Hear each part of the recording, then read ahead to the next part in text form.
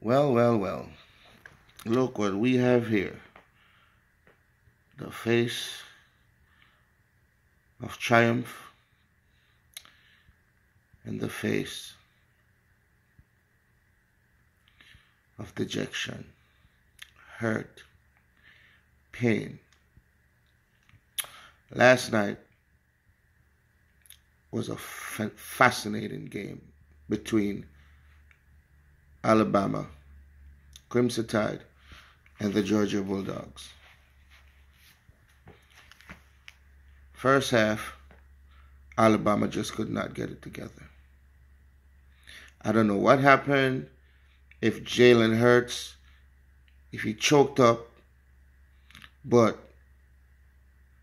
Georgia adjusted. Their defense was way better than how they played Oklahoma in the bowl game. They came out, they had the crowd behind them, and Jake Fromm, who started out magnificently. Riley Ridley, that's a smaller brother of the older Ridley, who plays for Alabama. He was sparkling. He was catching balls and getting yards after catch. I mean,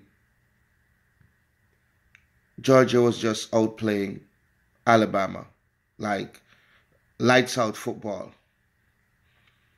And a lot of people thought, oh well. And I know a lot of people ask, wonder if Georgia's going to crack, just like how the Falcons cracked last year in the Super Bowl. I myself wonder the same thing. But, you know, as legend has it, Georgia teams, all Georgia sports teams are heartbreakers. And they would prove their own undoing once again. End of the first half, and Georgia was leading. Then, I tell you, man, Nick Saban is a genius. Because sometimes you got to sacrifice somebody else for the greater good. Because Jalen Hurts took the team to 12-1 to get to the finals. But Nick Saban realized, look, you're just not getting it together. You're going to have to sit your ass down somewhere. And what did he do? He put in Tua. He had a long last name, and I'm not even going to mess his name up. You feel me? But he was a great first pick in the first round of 32 in the high school. He led his high school team, to an unbeaten national championship. So, funny thing is, he was recruited, and he didn't want to go to Alabama because Georgia had first dibs. And Jake Fromm, that's the freshman quarterback for Georgia right now, he was supposed to go to Alabama. But last minute, I guess, he chose Georgia. For what reason, I don't know. And, when Nick Saban steps into a player's living room, he has that aura about him.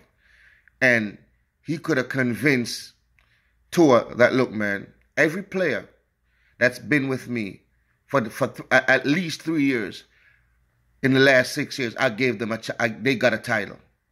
So who are you to refuse that? I mean, Kirby Smart was in his second year tenure, which he did, and he has been doing a marvelous job.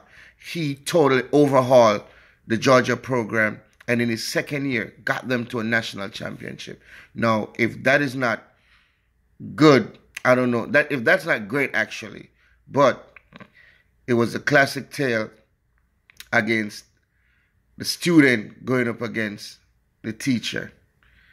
And, man, for some breath-stopping, exhilarating moments, at one point, you'd have think, Georgia's going to take it home. But, unfortunately, it didn't turn out that way, man. And I'm sorry. the number 12 kicker for Alabama. Somebody needs to go sit him down somewhere and tell him, look, man, go finish your studies. Finish your studies and go be a doctor somewhere. Go work in somebody's hospital or go be a rocket scientist. We got you. Because honestly, he's not supposed to be nowhere.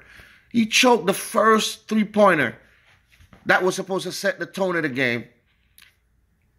He skied it wide. Boom.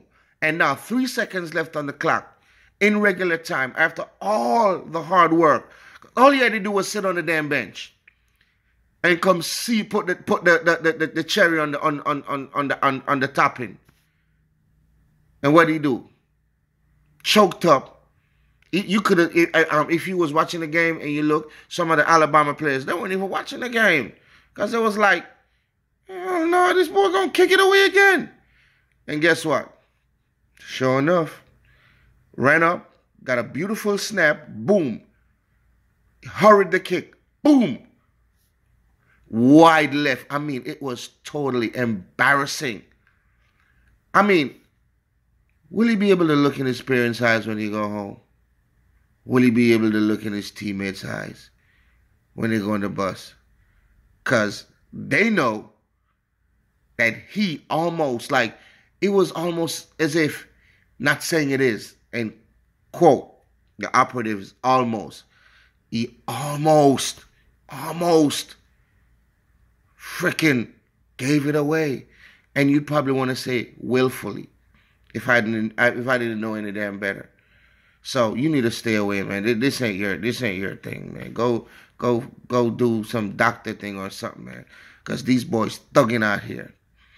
But all in all, man, what I think it is, it's experience. And Georgia lost to Clemson last year in the dying moments. Thank God to Deshaun Watson, who's now at Houston, tear his ACL. Hope he recovers quickly. But for his athleticism and the team and the determination, they got one over on Alabama. And Alabama didn't have their best pass rusher. But it was the next man up. And they stepped up. They brought in Tua, the freshman quarterback. And the game was, it was 13-3. Boom. The game went to 13-10. Because that scramble that he scrambled, I don't know how he did it, man. It was like some abracadabra. And he got away. Boom. Rush he gained, 9 yards. And that's what set the tone and gave the defense, the Alabama defense, that is, hope. And from there, man, they call him the Crimson Gunslinger.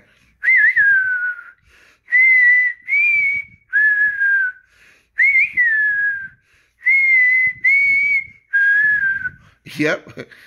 And he misfired. Yeah, he misfired through an interception. But because of the belief and the hope that the Crimson Tide have and experience, they took the ball right back. Because the ball bounced off the helmet off one of the Alabama back. And boom, they got it. And what did they get? They didn't get a touchdown, but they got 3 points. And right after that, Jake Fromm, boom, way downfield, immediately touchdown. So now it's 2013. But the freshman was not perturbed. He was not perturbed. He stood in that pocket. He did what he had to do. And he said, look, put this on my shoulder. I'm a freshman, but I ain't no stooge. And he took them downfield. Boom. Ridley came alive. Yep. And he started playing when it was most important, where it mattered most. Boom. Touchdown. So now it's 2020. Boom. The defense stood up for Alabama. 3 and out against Georgia. Alabama got the ball. Boom. Tua. Again on his shoulders. The Samoan. The Crimson Gunslinger. Took it all the way down there. Run down the clock to 3 seconds. Then it was on this kicker's foot to win the game in regular time. Boom, skied it left. So now they had to go to overtime. And man, what an overtime it was. Probably the best in years. And as I told you, man, this stories of this victory will be told for generations to come in the hallways of Montezuma and the corridors of college, and it will be whispered. But I dare them to speak it on the college hallways of the Georgia Bulldogs in Athens. Nope, I don't think so. So, boom, overtime. Hit it. Boom. Georgia, they got 3 points. Yeah. And then it was the defense turn to stand up. Georgia Bulldogs, so they attacked Tua. And they took him 16 yards back. So it was 2nd and 26. Boom, ball is snapped. Boom, he stepped back right across the 50-yard line. Then he stepped up. Boom, throw it to his freshman colleagues. Right out of the gunslinger left hand. And man, that ball was in the air in slow motion. The entire dome was quiet. And when that ball fell into the freshman hands, it was silence for Georgia and euphoria for Alabama.